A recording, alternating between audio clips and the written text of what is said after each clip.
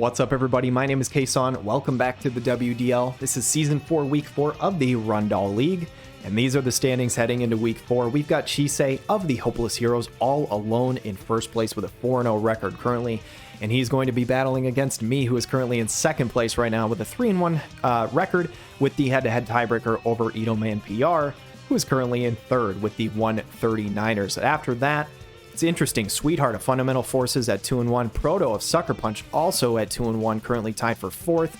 A couple of teams tied for sixth with Quistis and King Delita at 2-2. Mr. Aloha and Manta at 1-2. And Unhindered and AllSmokedUp currently at 0-4. Both trying to get on the board with that first win. I know it's coming at some point. It's just wondering, will it be this week or not? So we'll see. 11 teams in this division, or this league rather, whereas most of the other leagues have 12 teams. So what you're going to notice right now is that not every team has played the same amount of games, and after the end of this week, it's actually going to be a little strange because King Delita specifically will have played 6 battles after the end of this week, whereas a couple of teams in here, I think like Mr. Aloha and Sweetheart, maybe Proto, maybe one other team, I might be missing one other team, will have only battled 4 times at the end of this week. So there'll actually be 2 battles behind. This is all intended just because the way that I structured the schedule this season after Tempest dropped out was essentially so that nobody ever had a bye, so that nobody ever had a full week where they just didn't battle at all and wasn't in a video. So that is all intended. The standings might look a little weird at the end because King Delita will have played 6 games and some will have only played 4, but by the end of the season, every single team will have battled 10 times, and it'll all make sense by that point. So anyway, guys, we should have some really awesome fights for you, and let's go ahead and check them out.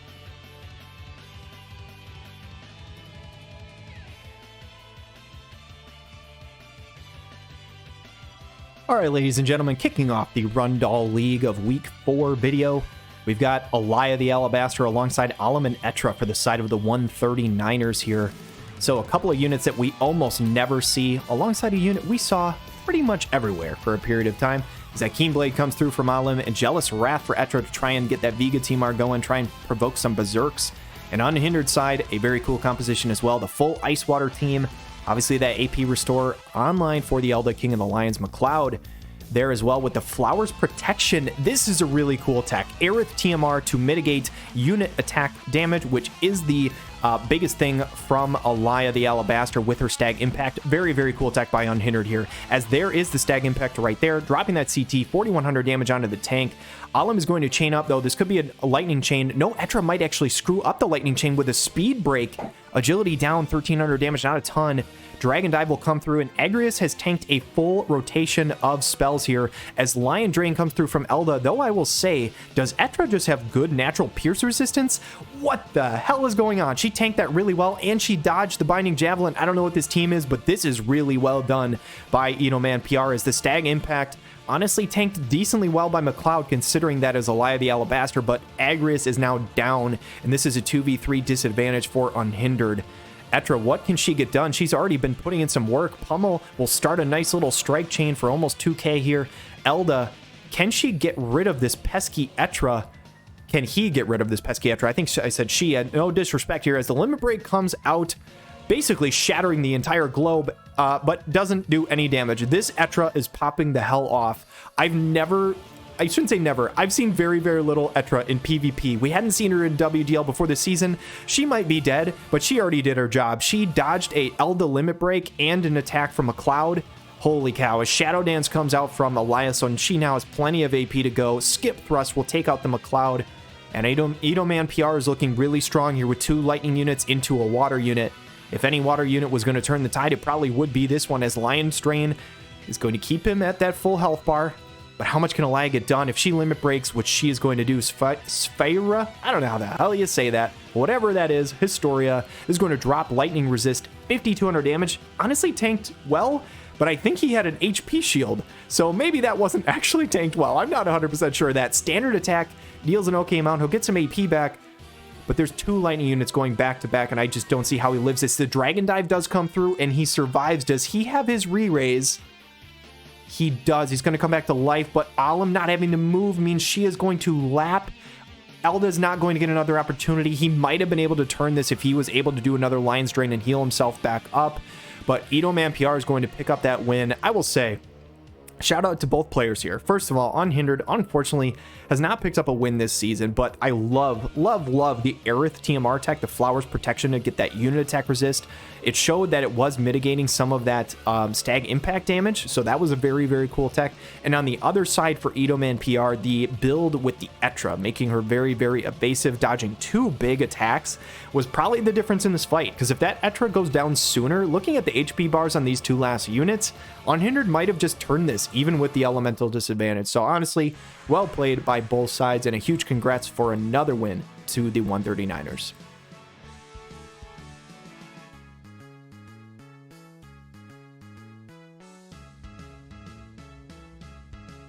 The second fight of this week, guys, is the battle for first place. Chisei and the Hopeless Heroes currently sitting at 4-0 at the top of the table. I'm hot on his heels at the moment with Los Angeles Rams, a 3-1 record. Whoever wins this will be in first. Shalza is going to go for the limit break right away. Courage on herself and Helena, getting that hate down. And I'm running my team I've ran a couple of times before with Vega, Shutzelt, and Winter Raes. So Raes is ready to go for Vega. Keen Blade is there for Shutzelt to try and get that turn order up. And Winter Raes is going to go with the Instill, Sealed Endurance, Physical Shield, Agility, Pierce Res for the Elda on the other side, and all that good stuff. But this is a scary team coming out from Chisei as the haste is ready for Helena as she walks forward. Elda not going to deal any damage, actually going to go for the Dragon's Bloodline. Fantastic tech by Chisei. This not only nullifies Berserk from Vega, but also nullifies Stop from Shutzelt as the Courage is ready to go for Vega. Pressure Hazard comes out from the Shutzelt. The Stop does not land, obviously, because of the Aloha TMR, and Black-Robed Witch Helena is ready to try and blow this up, blow the Shutzelt up. He never got his Courage buff off. Does this one-shot? The question is, he has 9,300 health, 10,300 damage is more than that number. Shutzelt is down for the count already. I am at a 2v3 disadvantage, and this is looking rough for me out of the gate, but great Guillotine removes Courage and good damage onto the Helena. I'm thinking maybe I just maybe have a chance. Looking at the turn order, though, it could be a bit rough. Curative Prayer is going to heal up that Helena to full, which means her AoE resist is really, really high again. Terra Slash is tanked up very well by my team, though.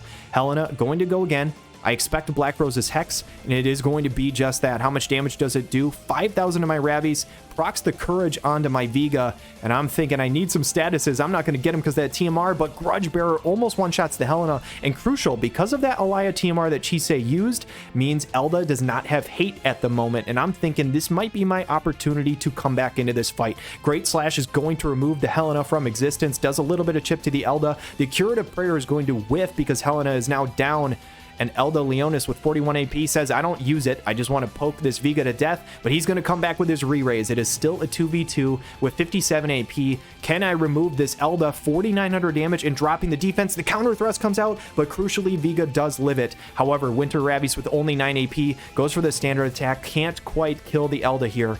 And Shells is going to go for a spell. She's going to go for a heal. Curative Prayer is going to land, but Vega with a Slash Chain, 31 AP is going to come in with a Grudge Bearer. Elda is going to drop, and my team is at a 2v1 advantage at this moment, and I can feel it. I can sense the victory coming, except Shalza is channeling a full life. If this lands, it could be trouble. Great Slash coming in for 2,700 damage is not a ton. The Vivifying Supplication lands onto Helena. Looking at the turn order, she is going to go up next, and what looked like it was really good for me for a moment is going to dissipate quickly as this Black Rose's Hex is going to land the double kill. Shalz with the full life brings the fight back from the edge of defeat here, and Chisei takes me out. The Hopeless Heroes continue to be hopeful as they are 5-0 at the beginning of this season. Guys, seriously, I love talking to Chisei. It was a blast talking to him throughout our match. I had a really good time.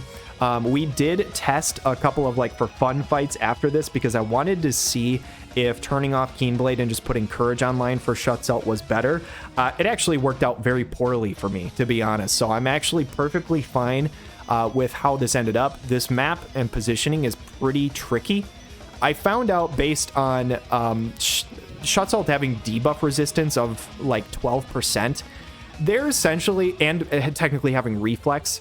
If we were to run this exact fight 100 times, I think Chisei wins 83 of those times out of 100, just because every once in a while my Shutzelt debuff resist will kick in and not get one shot by Black Rose Helena, or he will reflex the attack, and if he reflexes, I win. So shout out to him. I knew going into this week that I had a really, really rough matchup into his roster. So I brought this team because I thought in order to have a chance to win, I needed to land either a Berserk or a Stop or a Frostbite or something like that. Chisei came in very, very prepared for that with the Aloha Rundall TMR and basically nullifying any chance I had to get those status effects off. So my only win con was some RNG this week, and I knew that going in.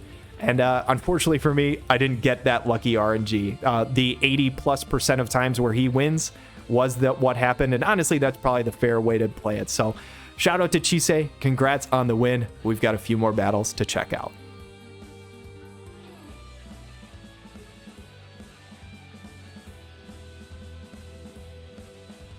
Battle number 3 here, guys, is Mr. Aloha on the left side, coach of No Glove. No Love versus the Addison Manta Raes, coached by Manta. Looks like a full Magic composition coming out from Manta with Skahal, Mish, and Renoa. And it looks like Mr. Aloha is coming out with a true triple combustion from Roy Mustang alongside the Nasha and Zoma. So double glove plus tank.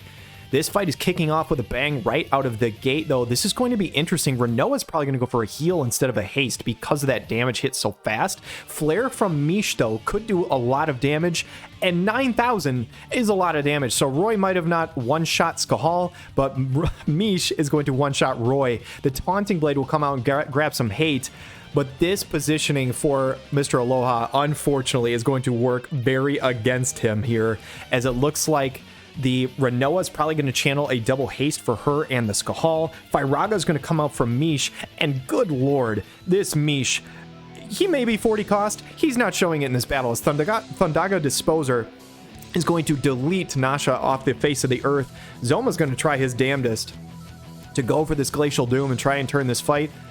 But guys, I don't think this is going to happen. A lot of damage hits both of these units, but Skahal can't be one-shot. Time Accelerant is going to haste him up. And unless Zoma can get a turn quickly, this fight is going to be over. Skahal is going to go for a flare. This should be a ton of damage. 6,600 is a lot. Renoa is probably going to go for another heal here.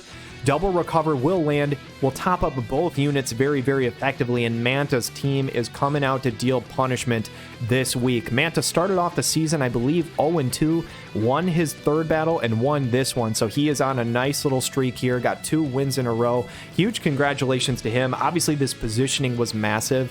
This map is really, really hard. I said this already on my match.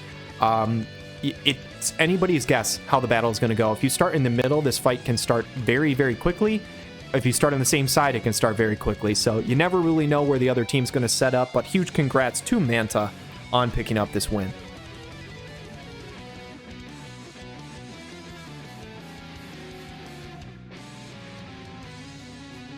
Next fight we've got here, guys, we've got my character Romance on the left side, coached by AllSmokedUp, versus Cosplay Party of Quistis. And it looks like the Vivi is making an appearance here. Vivi alongside Livial and the Katia. So some damage along with one support unit in the back. That Vega TMR coming out from Get Wet, though, AllSmokedUp, trying to get some Berserk shenanigans going for this Gilgamesh. Hopefully dropping a Kotetsu Berserk Bomb as Livial is going to walk forward. Is this damage? Or is this a buff? She might be in range to hit somebody. As AllSmokedUp alongside the Gilgamesh is rocking that Edward Elric and Curry Wazette here. Can he land a Frostbite on somebody here? Frostmoth Barrage is going to come out. Actually really good damage onto that Katia and Livial. I'm shocked at how much that did. 3,300 is really good from Curry for that AoE.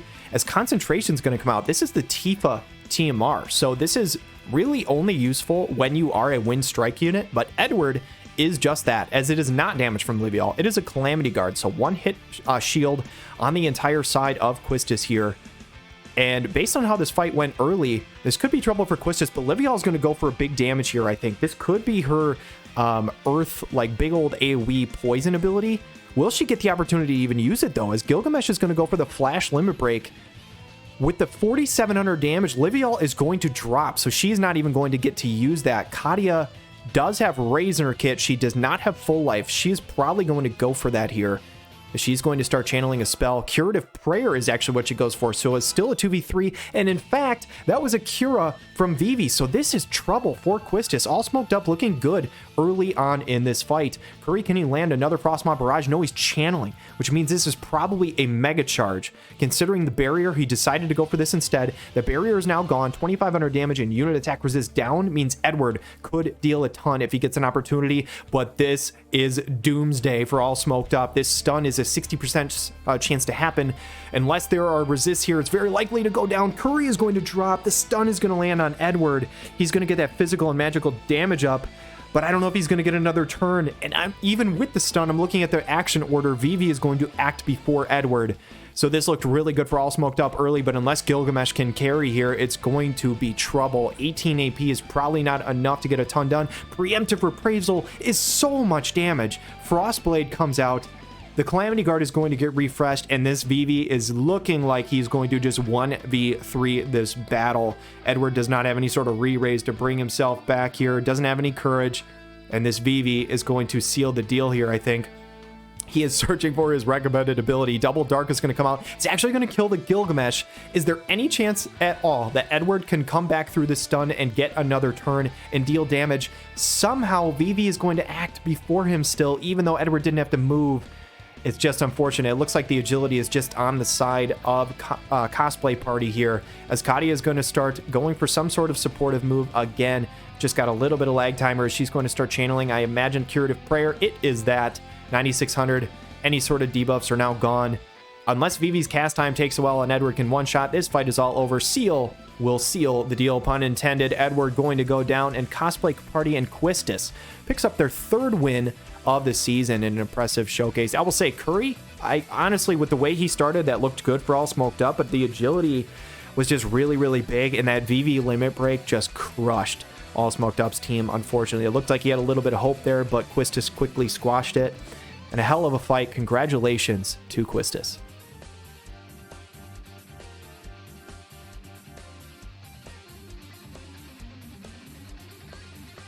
Fight number 5 this week is going to be the Fanatical Flares, coached by King Delita versus Sucker Punch, coached by Proto, excuse me, as the Windferretis team are going to come out from Glaciella Wazette alongside the Cecil and Amnilus. So double water plus Cecil. Should be interesting. Cecil should be able to get a nice little physical barrier for the team, as it looks like this full magic comp coming out from King Delita as well. March of the Wolf Princess, a really cool tech here.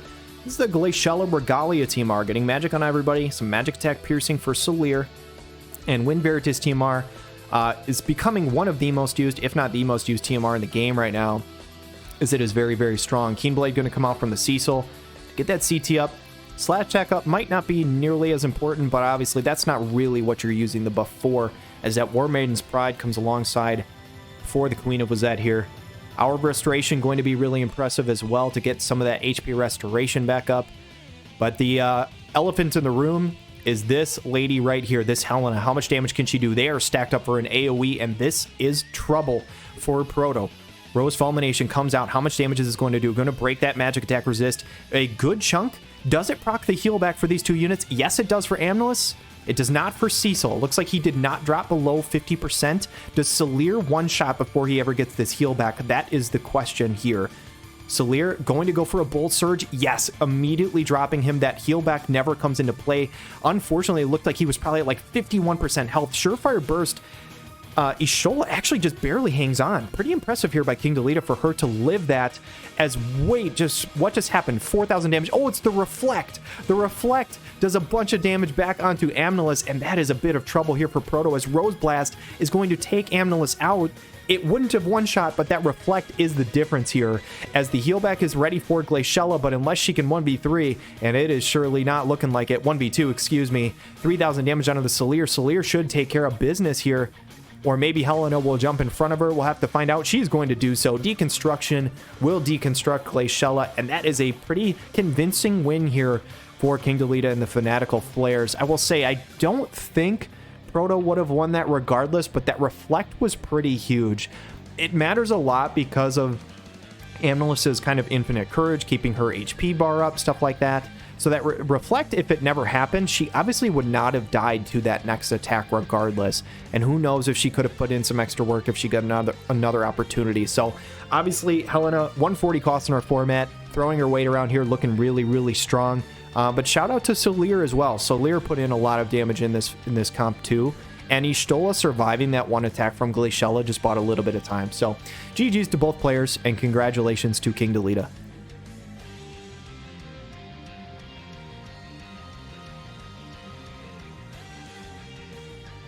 Last fight of this Rundall League video, we've got Sweetheart, coach of Fundamental Forces, versus the Fanatical Flares, coached by King Delita. Sweetheart currently sitting at a 2-1 record here, and King Delita with a back-to-back fight. Obviously, this is their doubleheader week. Aurora of Blessings coming out, a very smart tech used by Sweetheart here. She's trying to get that light resist up for the Helena on the other side, as she now has her re-raise. She's got AoE attack resist. Let's be honest, she's got pretty much everything.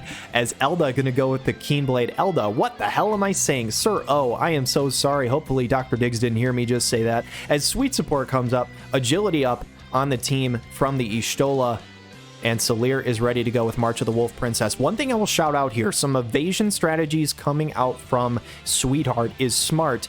However, the first, it's either 2 or 3 turns, I don't remember. Solir has guaranteed hits in her kit. So if she gets damaged down in these first couple turns, she will hit this Elena regardless, and that could be trouble for Sweetheart. So the re-raise is online for Sylvie. Decider of Fate there for Sir O, only sitting there with 6,300 health though. I don't expect him to live more than 1 hit if the opportunity happens. Starlight Elena is channeling a spell here. Interested to see what this could be. Could be her anti-magic barrier? I'm not entirely sure. Is 8,300 damage coming out from the Helena. The accuracy is there, and that is the massive thing that we need to see if that's there. Obviously, the accuracy is. I think Starlight Elena has courage. Actually, I'm not entirely sure. She has haste. I don't think she ever used her courage now that I think about it. In fact, she's going for anti-magic wall instead, getting that AoE resist and the 3-hit barrier. She does dodge the Scion's Fire coming out from the Y'shtola, but the Thundaga hits. That guaranteed hit is huge, and I take it back. The courage is there for Starlight Elena, so she did use that. I thought I remembered seeing that, but I wasn't 100% sure. Make-A-Wish is going to come through. Getting that 1-hit barrier is actually going to overwrite whatever barrier she had on before. It also will fully heal her, though. Even though it's a 2v3, Sweetheart is not yet out of this. Can Elena claim a kill here against either this Y'shtola or Solir? If she can, it will be huge. This should be an AoE on both, I believe. I'm not entirely sure what the height range is on this ability. Maybe it doesn't hit both. It does. It easily removes Y'shtola. Not quite killing Solir, though, which is the target you really need to remove, as she does still have, I think, 1 more turn of guaranteed hits in her kit. Holy is going to come through from the Helena, though, so that tells me she is not guaranteed to hit everybody. She might have been a little bit lucky with that limit break earlier, since she's going for this. Thunder is going to remove Starlight Elena. This should be a full life from Sylvie, though. She should go for this on Elena, which could be pretty huge. No, she's going to go offense. Clever Paladin Strike, I think, is not so clever from the Sylvie. This might be her outthinking herself a little bit, as full life might have brought back Elena and given themselves a shot. Holy's going to come in for 5,600.